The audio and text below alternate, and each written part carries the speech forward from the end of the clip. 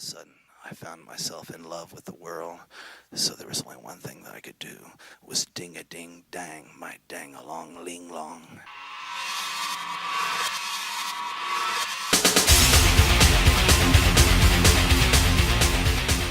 U.S. Steel, $750 million. That's a huge investment. The company called U.S. Steel is investing $750 million into their company based on the U.S. tariffs. Makes me feel good. We're going to have good American steel. That's pretty cool. I'm not against American product, of course. But at the end of the day, is it the right thing to do, objectively? You're looking at me like what?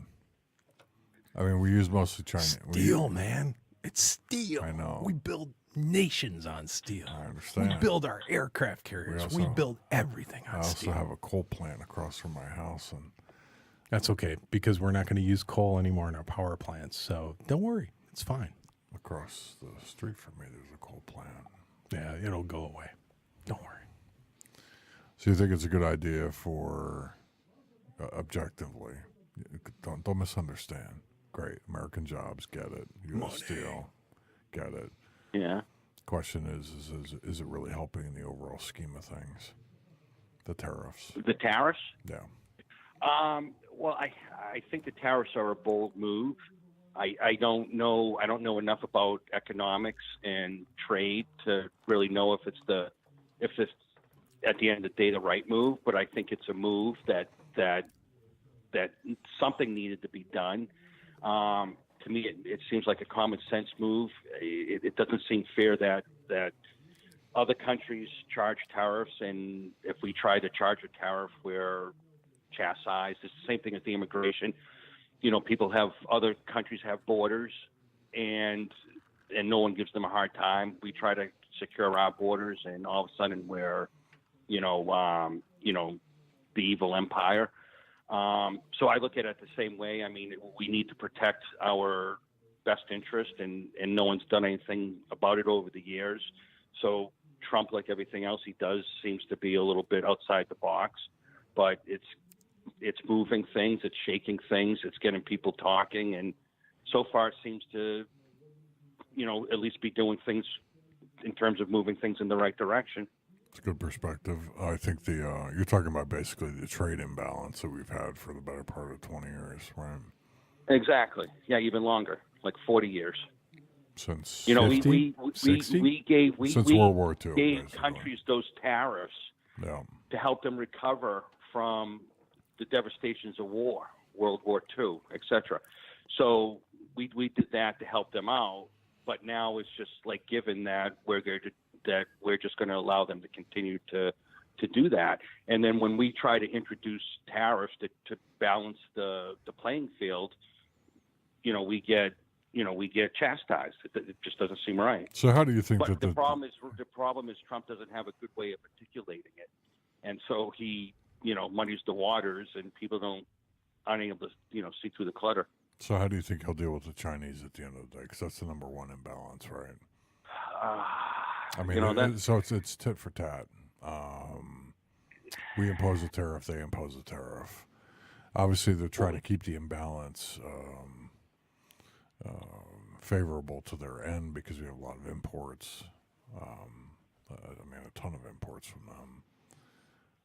The reason I talked about the objectiveness of it, meaning that I'm not saying that we don't build better steel and that we shouldn't have the jobs here, but that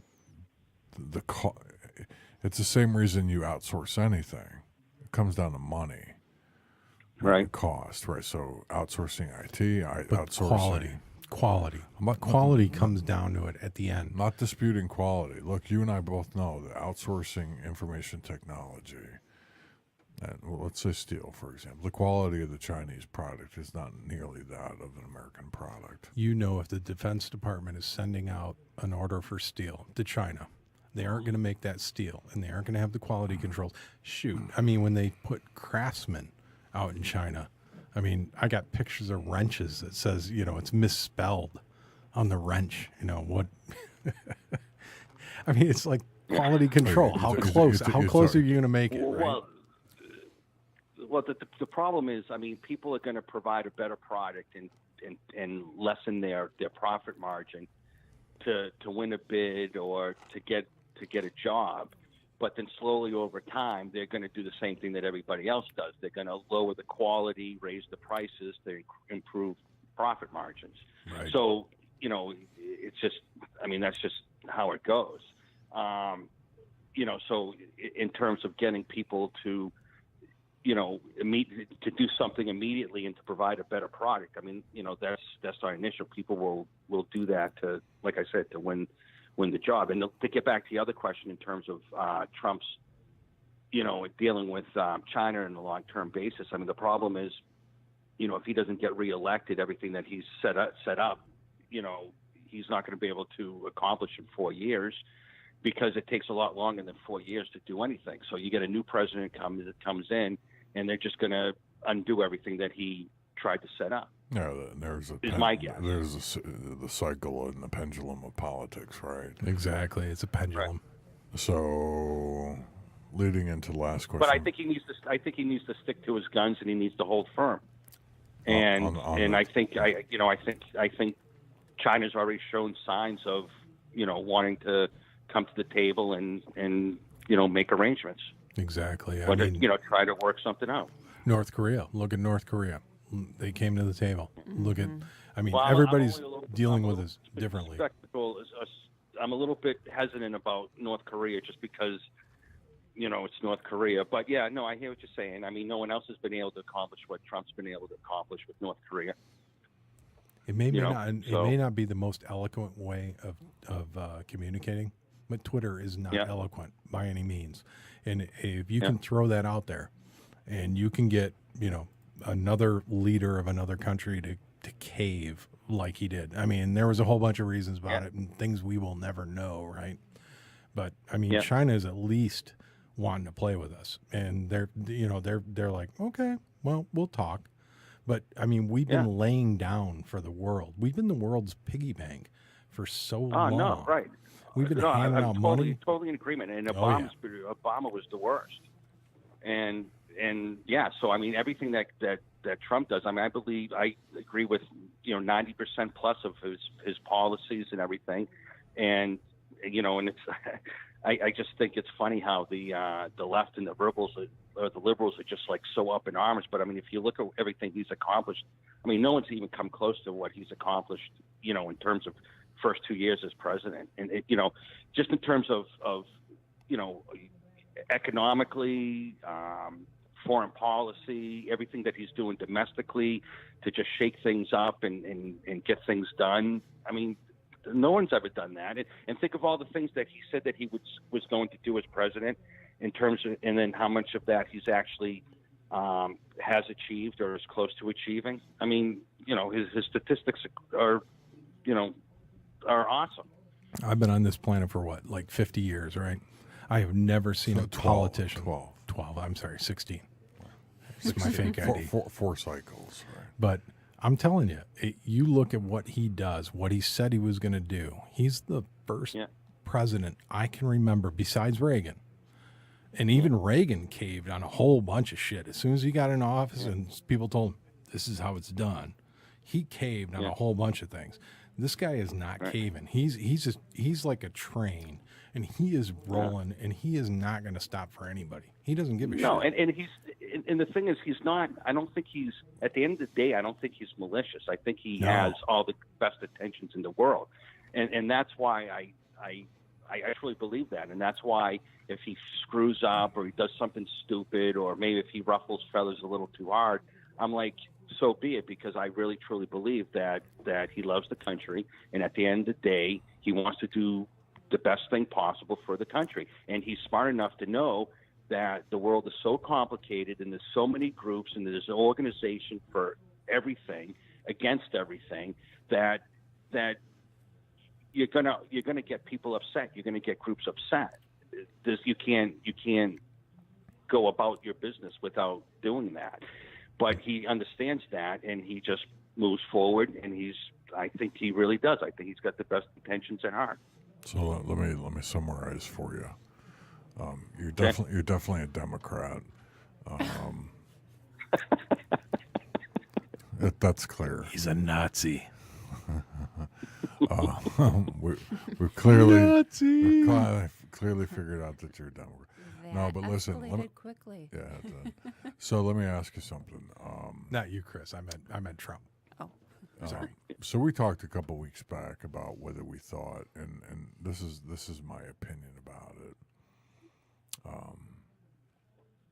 If Trump is actually playing with a full deck or not, meaning, I understand the understanding of policies, and I'm not going to dispute the politics of it and his successes and his failures or whatever it may be. But do you think the guy's actually playing with a full deck? Yeah, look it up in an urban dictionary, right? I mean, full deck means is you have all his cards in place, right? Well, I mean, I think when you get to be 70 years old, I think you care a little bit less about what people think about you, even if you're the president, because you've lived a lot longer than a lot of people and a lot longer than a lot of your critics. I'm 50 and So I feel think that way. He has a little bit of that, where he just doesn't really care, and I think he thinks that he knows what he's doing. Has his age cat caught up with him a little bit? Probably. I mean, he's probably not as smart and as tight as he used to be. Yeah. Mentally. Who is? Yeah, I was thinking about like the election period, and I'm sure you watched as much of it as I did, which is a fair amount. And that is, when he's speaking of, when he was doing the debates, for example. Yeah. And I'm not being devil's advocate here. I'm just talking about an individual. It has nothing to do with politics. The question is the guy playing with a full deck? Meaning that I'm pretty confident at the time that he didn't actually have, defined policies. I think he had probably some basic concepts. Yeah, concepts and deep thought processes and beliefs. Thank you. About how he wanted to run things, just didn't have a plan about how to go about doing it, which is in part the reason for the ambiguity during the debates. Right. Ambiguity? You're going to jail. How about that one? I like that one. For which, what did he say he was going to jail for? He told Hillary. For immigration? You're going to jail. Oh, he told Hillary she was going That gave me that just gave me the freedom boner from hell. She should be in jail. Orange is the new black. No, but and what was that? The female person who was running for president, and he basically, in the middle of a nationwide televised debate, called her ugly. All of America. But that's he was talking about right. He has no scruples. Was it Megan Whitmore? Right. Debbie, that was Debbie Stabenow? totally uncalled. Was that who it was? No, it was Megan Whitmore. She was the. No. Carly Fiorina. She was running for. Oh, Carly. She ran Carly HP. Fiorina, who ran HP. Yeah. Into the Yeah, ground. and in the middle of a nationwide debate, he just basically calls her ugly, and you can't do that. But he got away with it. I think you call that the crazy Ivan because he colludes with Russians, right? So he's just going to spin around and come back the other way on you. Yeah, but that was totally uncalled for. Nobody should have done that. Politics and are that was ugly, though. But if you think about the stuff that they do in the background, it's way worse than anything he's ever said. You look at the stuff that's going on. Holy moly. There's some evil stuff going on in D.C. right now. No, it's always like that, though. It is. Well, and that's true. probably why. That's probably how he justifies the things that he does, because he probably understands all the backdoor politics that go on. Because he's been around it. The media is always liberal leaning, right? It doesn't matter. Oh yeah. What I try to say is, it doesn't matter what your politics are. You got to admit that the press tends Absolutely. to be liberal leaning. Absolutely. That's not to say there's not a Fox News to try to stamp it out, but whatever. So in short, do you think that, and your honest opinion, whether you want him to or not, but do you think that we're going to be in an election cycle again in about a year? Yeah, going out for. He'll be the incumbent, so obviously he'll be up for it. Yeah. You think he'll get reelected? I don't see. I think I don't see I anybody think on the if Democrat side that's really going to challenge too well right now. But I- Mark Cuban potentially if he comes up for it. But I can't see any politicians right now. If Mark Cuban were to announce, no, I think if everything stays on track the way it is now, and everything continues to move in a reasonable upward progression, I think he'll maintain his base. I think he'll grow his base, especially if the Democrats continue to move further to the left. And just like, concepts like, doing away with ICE and just crazy things like that. I think that the Democrats aren't going to have enough time to build a realistic and believable platform to run on. I read something a week ago that not even a week ago, it was this week, that 6% of the electorate of African American voters voted for Trump. 39% approval But he rate now in has the a black 39% community right now. 39%. Right. And that's So from a that's poll that may be grow his biased. base. That is an enormous problem for the Democrats. Yeah. That's an enormous problem. And I'm not keeping up on all the stats and everything, but I bet you that's not the only group that's like that. Damn. The only segment. Well, you'd have to demographically, just the Hispanic vote is important as well. So I'm not sure what the stats are on that, but nobody's covering it because it must not be good. Good for them, or good from. Well, I mean, the perspective of- unemployment is virtually zero right now. I said 4.9%. virtually That is it's technically zero. Yeah. Virtually zero. So everybody. The majority of people who want to be employed are employed in some capacity. Right. Yeah. Now people would look back and say, you could get into the cycle of it's Obama's policies that created, I understand. I don't buy that. I understand, but Those jobs are gone. Yeah. What do you got? A magic wand? No, it's not. Oh, abracadabra. I'm just pointing up the objectiveness in this. People, certain things. Some people are going to say that, sure. Say that things that took place 3 years ago are now kicking in. Some things that's actually true. Unemployment. Sure. I'm not sure that's the case in this particular case. It would take a study in order to do that, an objective one at that. But all we can say, but that's not the way people generally look at it, though. So it doesn't matter. No, they're going to blame the current president. They're going to put everything on the current president. Right. So it doesn't matter if you go back and say, well, that was because of Obama's. People don't buy that. Yeah. I mean, it could be true. No, it could be true. But it could be true. But right. whatever's in front of you is in front of you. Right. So people are going to say essentially, look. Unemployment is good, and Trump's the president. It's sort of a simpleton's way of looking at it, but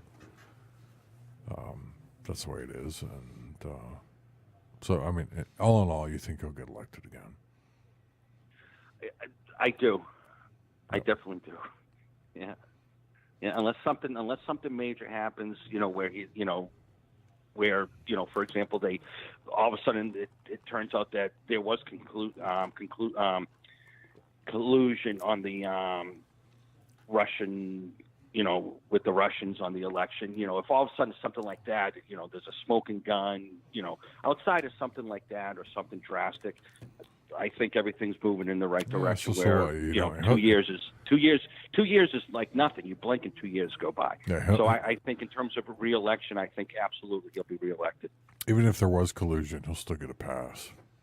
Well, I think so, because I think the majority really aren't going to give an F, and not every case of collusion is necessarily illegal. It's not. So there's going to be enough ways for him to wiggle out of it.